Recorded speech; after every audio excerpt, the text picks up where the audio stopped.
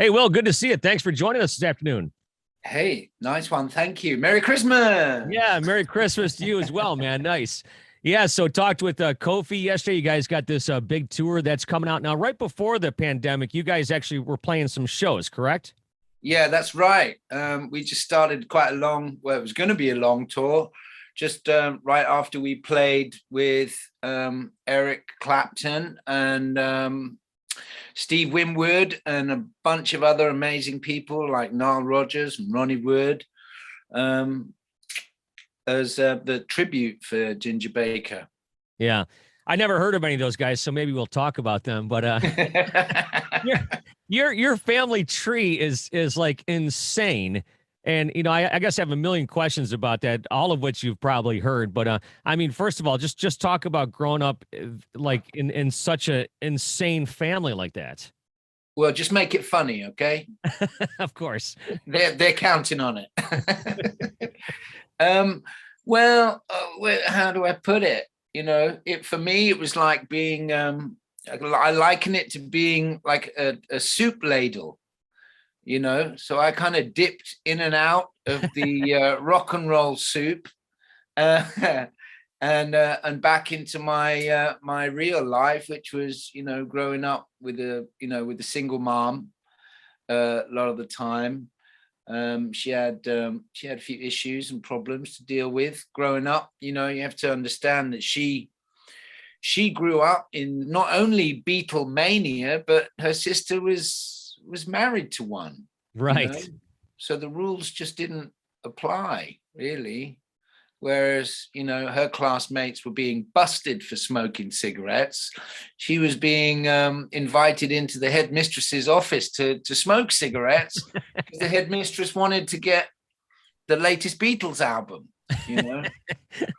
So I mean, it's that is just insane. So now I haven't seen all the Get Back episodes. Have you watched all of them?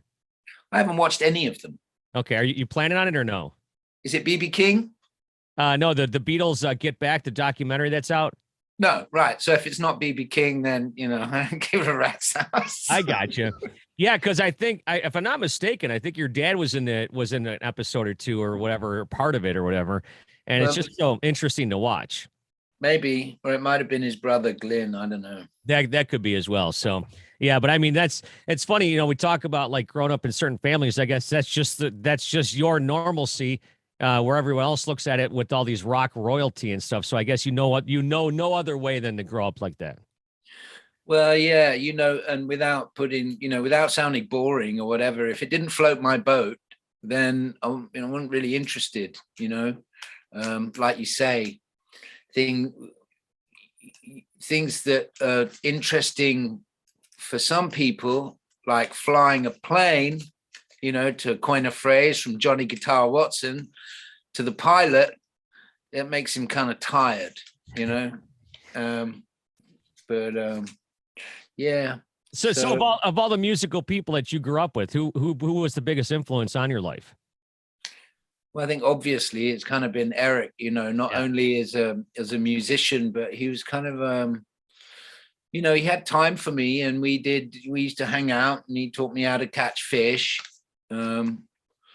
Which is a hobby that I've continued and has fed me, and one or two of my friends as well. I enjoy a fishing boat, and actually in harder times, that was my job. I used to take people out into the channel, the English Channel here, and we used to fish for cod and stuff like that. Of course, this is the greatest concentration of World War I and World War II shipwrecks and airplanes and submarines in a concentrated area, and those on the seabed make homes for fish. So I was able to use some of those skills to to my advantage at times when the music wasn't necessarily cutting it, shall we say? Yeah, paying the bills. Yeah.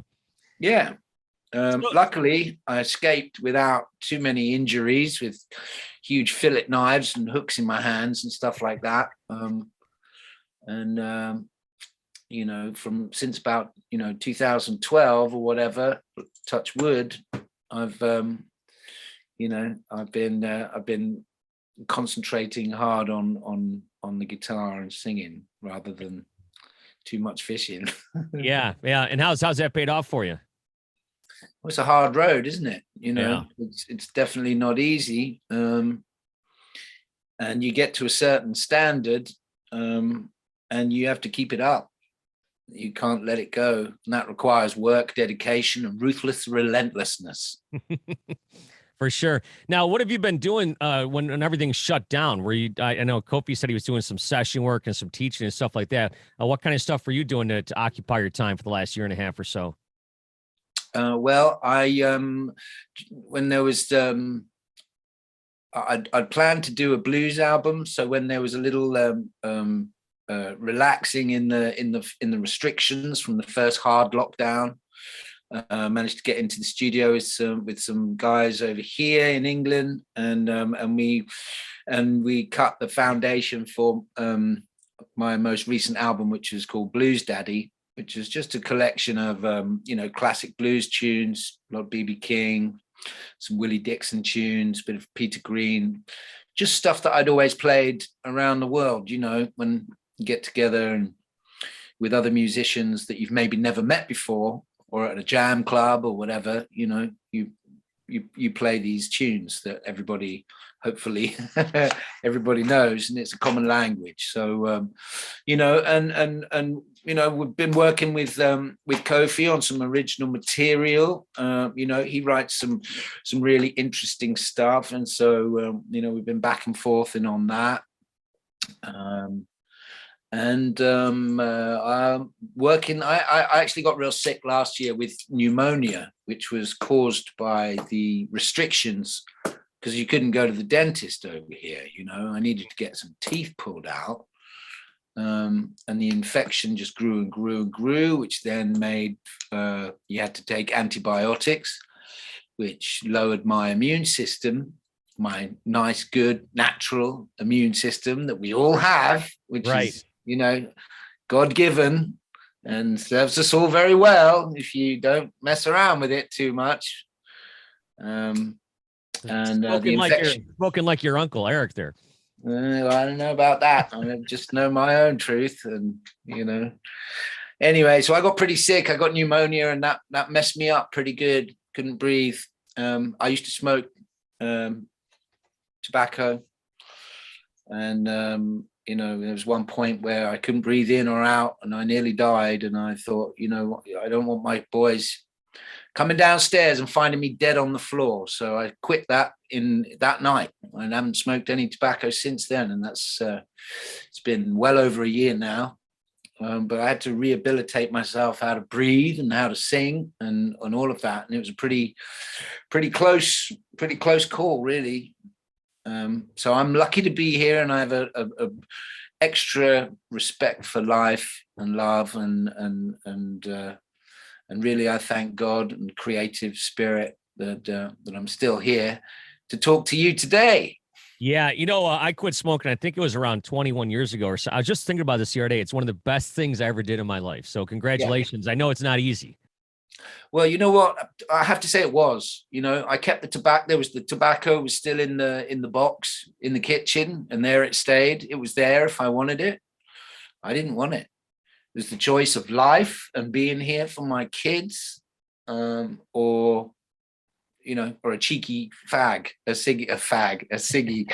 We call them fags over here. I don't know if you can call them fags over there. You know, I live in Brighton. You know, you drop your keys, you kick them along. That's right. So you guys got these shows coming up. You're gonna be touring Europe, and then coming to the States as well. And that's pretty cool. So you're doing all of Disraeli Gears and then some Clapton classics. Is that right? I just watched you on YouTube doing a Crossroads. Unbelievable. Oh, well, thank you very much. That's a great song to play, great fun to play. And, you know, the audiences really get a kick out of it as well, especially when you do it right. You know, some nights you're just on fire, you know, and you hit those notes and you hit the highs, and everybody feels it real good. I love playing out there in the States. I love you guys' audiences, your energy and everything. That's one of my favorite songs to play, of course. It was actually taught to me, the opening riff was taught to me by Eric when I was first starting out on guitar. And so it means a lot to me, you know, as a song to play as well. It was kind of the first step on my path as a guitarist. How old were you at the time? I guess I was about 14, 15, something like that. Had you had musical desires before that? I mean, obviously growing up in a family like yours, you were surrounded by great musicians, but was that your first, chance to kind of branch out and do your own thing and play your own music?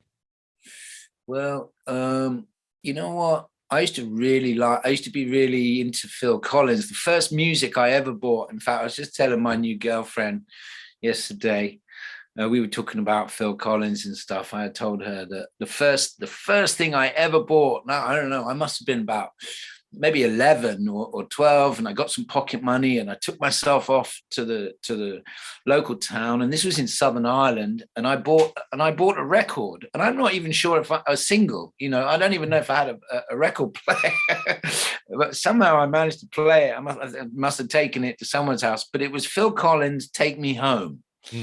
That was the first thing of music that I ever bought, that I ever spent my own money on.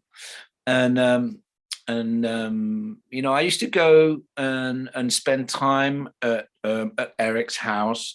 Of course, at that time he was with my Auntie Patty, so they, you know, I used to go to their house in the country, and down underneath the house there used to be a recording studio where there was this drum kit set up. And next to the drum kit was a ghetto blaster, you know, so I used to just put on whatever there was, which was, you know, I think I can remember there was usually a ZZ Top cassette knocking around and some other stuff. And I used to, you know, emulate being Phil Collins and doing In the Air Tonight and making a hell of a racket, you know, sometimes at ridiculously early times in the morning. And a lot of the time Eric would be away on tour, so it didn't matter. But a time or two he was upstairs trying to you know, he was sleeping. But Eric's actually you know, he was back then, he was a morning person, and I'd be up early and he would get up early. That's how we would, you know, often he'd take me off fishing with him, and we, you know, we bonded there doing that, and he taught me how to fish. And I can remember a time or two, you know, there would be, we didn't go fishing because the house would be full of, you know, the band would be over from the States, like Nathan East and Greg Phil and Gaines, and maybe even Phil was up there, and they'd be staying over.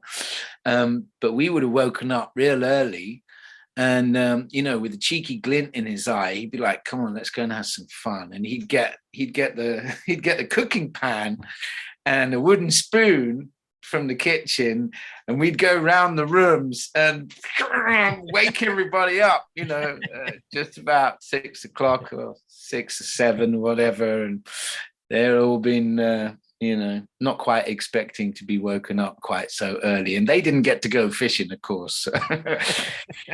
Yeah, we had some fun. Man, what was now you're still in contact with him, I imagine? Yeah, I might send him a Christmas card, you know, that yeah. kind of thing.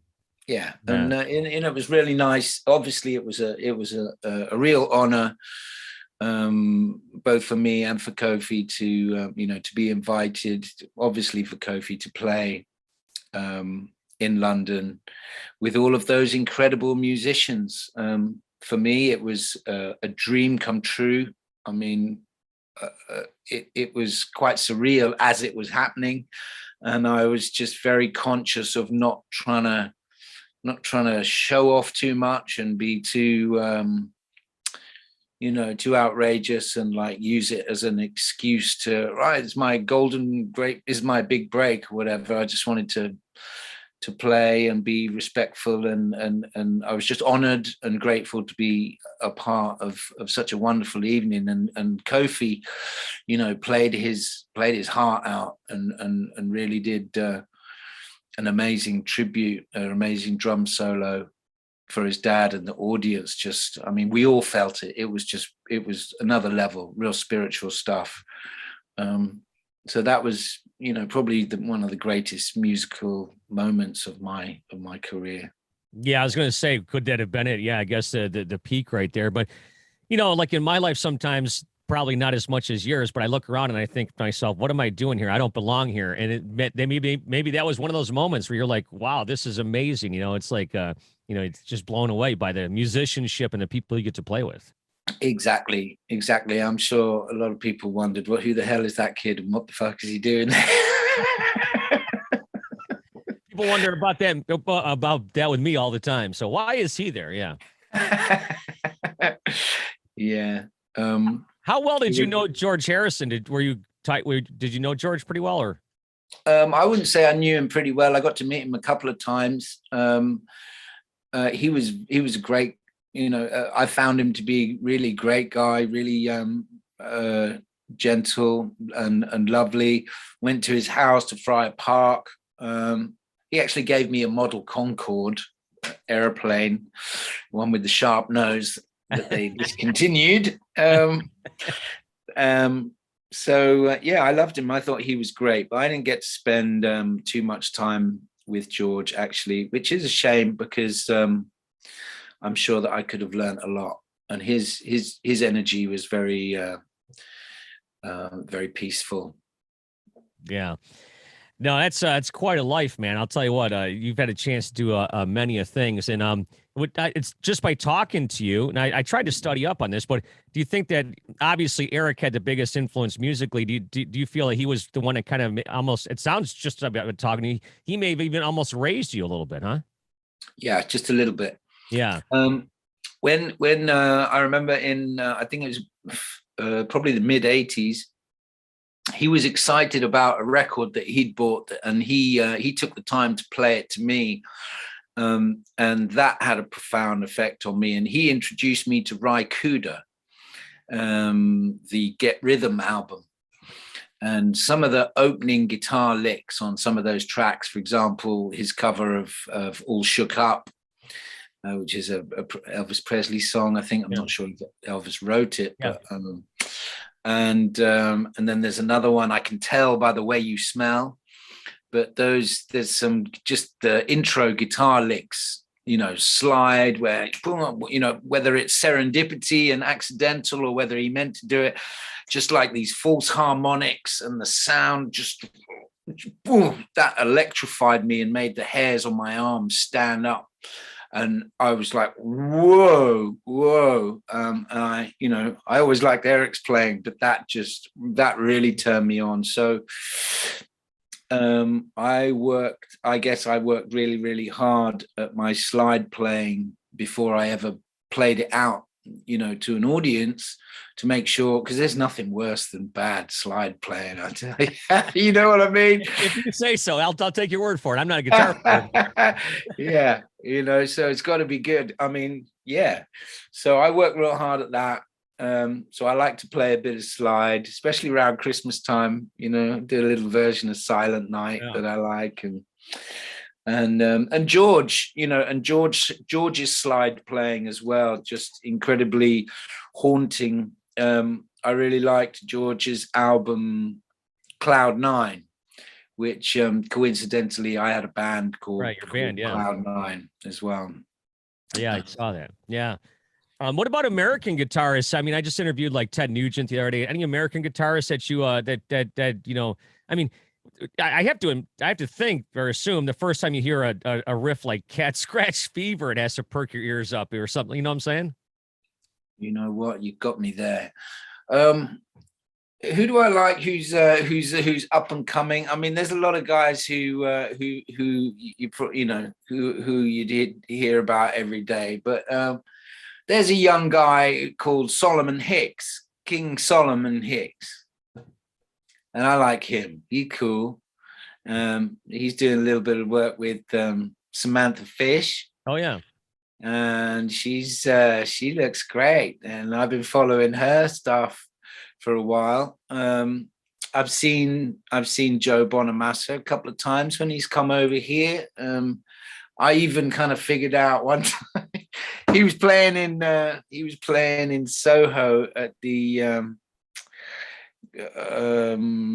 it's on the tip of my tongue and I can't think of what it was called, but it's a place where Jimi Hendrix used to play, right in the middle of town, quite close to what we call Music Alley or whatever, Timpan Alley, where all the guitar shops are in town. And I thought to myself, now if I was Joe Bonamassa coming to London and I was going to play, I would probably do the sound check and then I'd go and check out some of the vintage guitars down Timpan Alley, right? Yeah.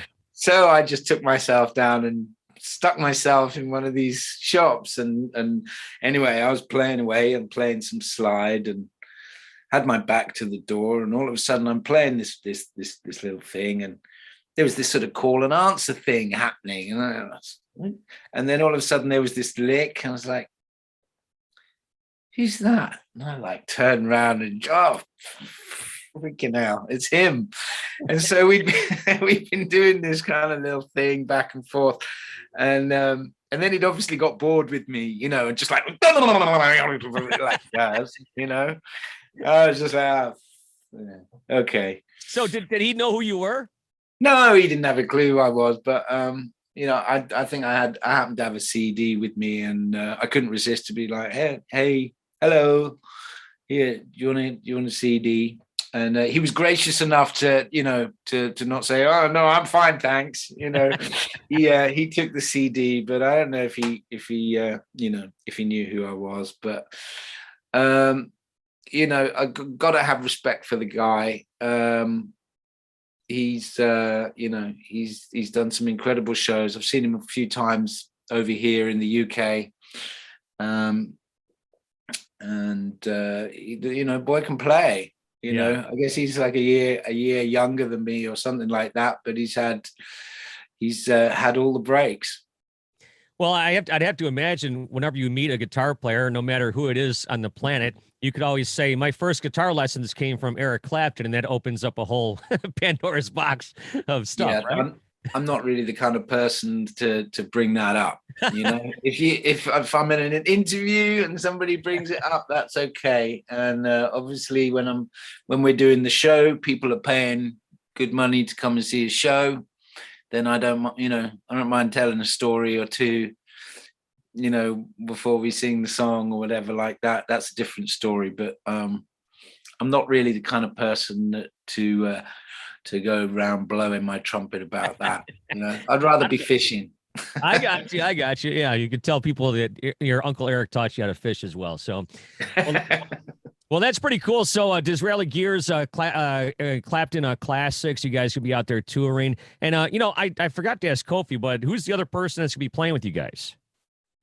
Oh, actually, we got two wonderful guys. A guy called Steve Ball, who's going to be joining us on. He plays a little bit of guitar where necessary, and he also plays keyboards. So he's kind of doing, you know, a little bit of a Stevie Winwood vibe here and there. Stevie Winwood / Greg Fillinganes on some of the Clapton classics, and a great bass player, really, really talented singer and bass player called Chris Lone. And so those guys are in the band too. Really. I was going to say, have you guys been rehearsing, or is that coming up at the start of the new year, or what? Yeah, well, we've played a little bit, and you know, of course, these days there's all sorts of technology so that we can do stuff back and forth. Yeah, we've got rehearsals, you know, ahead of us. And how is things where you are right now as far as the pandemic is concerned? Well, let me tell you one thing. Where I am, there's a lot of homeless people, and I'm sure there's a lot of homeless people everywhere. And I'm not gonna, you know, they're not all dying in the street. Gotcha. And there's a lot of people who are double shotted. You know, they've done their thing. They've had the 2 shots. They followed the guidance, and they trusted the government, and they trusted the media. And now they're being told that they're unvaccinated. Okay, you know, I've had 2 shots. in my Blues Daddy video, I shot over 2 days, and on the first day, I was on a boat and wobbling around, and I was fine. I'm going like this, yeah.